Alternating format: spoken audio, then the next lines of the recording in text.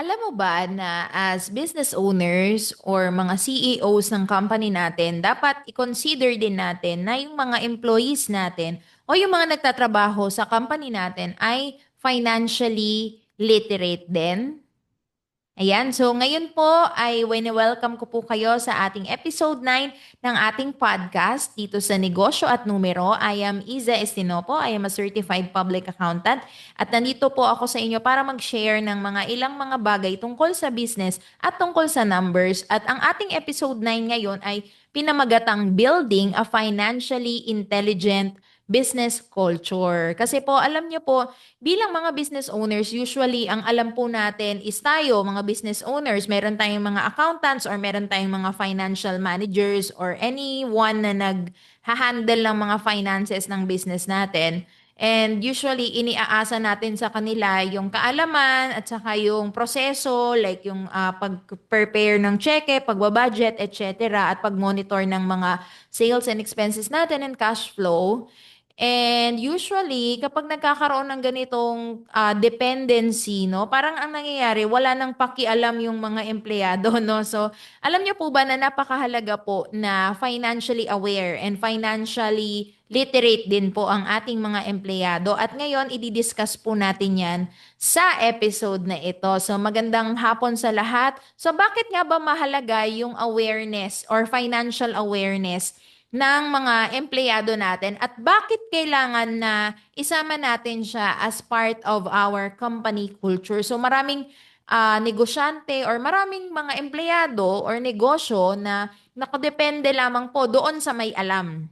Like sa mga accountants na katulad ko o kaya doon sa mga financial managers o yung mga nag-handle ng finances. And usually, hinahayaan na po nila na yung mga tao na yon na naghahandle ng finances ang mamroblema sa lahat ng bagay. No? So, ikaw din, business owner, lalo na po kapag nagsisimula o maliit pa lang, ikaw din yun eh. Ikaw din yung naghahandle, ikaw din yung namomroblema sa lahat, etc. So, ikaw yung may alam ng costs, ng sales, ng margins, ng cash flows. Pero, what if yung mga empleyado mo hindi nila alam yon? Alam mo ba na napakahalaga na alam din nila yon? Kapag ganun ang setup mo, kunyari hindi nila alam, nagiging person dependent na po yung mga empleyado. So, paano ba nasasabi na ang financial awareness ay kasama sa kultura natin?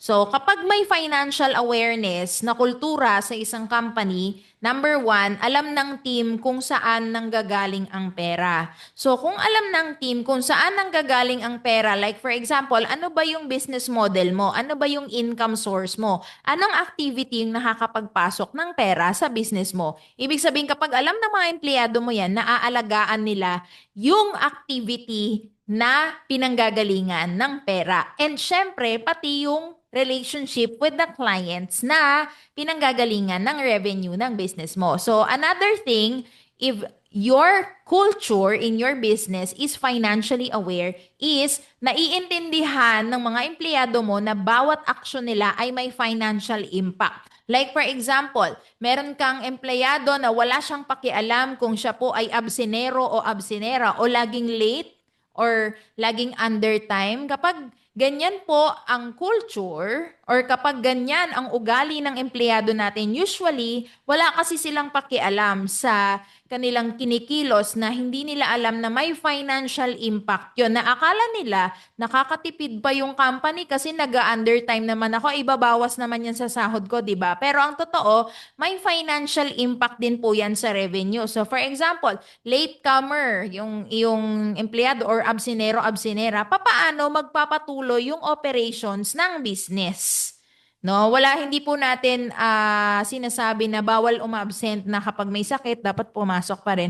Ang sinasabi lang po natin dito is meron kasi mga empleyado din na wala silang pakialam kung kunyari gusto nilang mamasyal or gusto nilang, alam mo yon, puro gusto nila freedom nila. So, wala na silang commitment. So, yun yung mga problema kasi if they are not financially aware. So, another thing na indicator na financially aware ang culture sa company nyo ay hindi sila basta gumagastos o nagde-decide blindly. Kung ang operations manager mo, for example, ay hindi financially aware sa business ninyo, sasabihin lang niyan, ma'am, mag-hire pa tayo ng additional staff without checking if the company is able to provide for the salary of the newcomer or the new employee. If they are not aware na, teka lang, masyado ba akong nagiging maluwag sa empleyado ko kaya hinahayaan ko lang sila na magaan yung trabaho nila or hindi ko dinadagdagan yung trabaho nila or hindi ko chine-check yung performance nila. Ang gusto ko lang is magkaroon ng additional na tao. So, mahirap yon, no? Hindi sila financially aware. Dapat po talaga ay financially aware sila and that financial matters of the company, not really na i-declare mo, ipapakita mo sa kanila yung mga confidential, pati mga confidential numbers. Ano? So, kapag kasama sa daily conversations ang financial awareness, no, nagiging mas responsable po sila at nagiging satisfied ka as a business owner. So dapat po i-train natin ang ating, lalo na po yung mga managers natin, to think financially. Hindi mo kailangan na accountant siya or kung ano mang finance person siya. Hindi po ganon, no? Kahit po sino, operations manager, sales manager, admin, kailangan na iintindihan po nila yung mga cost per output nila, yung mga margins, yung mga sales, yung mga epekto ng delay sa cash flow, epekto ng hindi aggressive collection, lalo na dun sa mga hindi nagbabayad na clients, di ba? So kapag ang managers po natin ay aware, mas magkakaroon po tayo ng financial awareness na mas magiging satisfied po tayo sa output ng work nila at magiging mas efficient po yung financial flow sa ating business. So, and also, financially literate or financially aware employees, they make better decisions, no? So kapag alam nila kung ano yung cost ng errors mo, kung alam nila na kapag hindi sila efficient, pwedeng ikalugi ng kumpanya, or pag hindi po sila naging aggressive sa pangongolekta, magkakaroon ng cash flow delays, 'di ba? So mas nagiging maingat, proactive at accountable sila. Hindi dahil takot sila, kundi naiintindihan nila yung epekto ng mga ginagawa nilang decisions and actions sa business natin. So ngayon, ask yourself today, ako lang ba o yung accountant ko lang ba yung marunong sa numbers ko? O yung buong team ko, aware sila financially. So, yan po.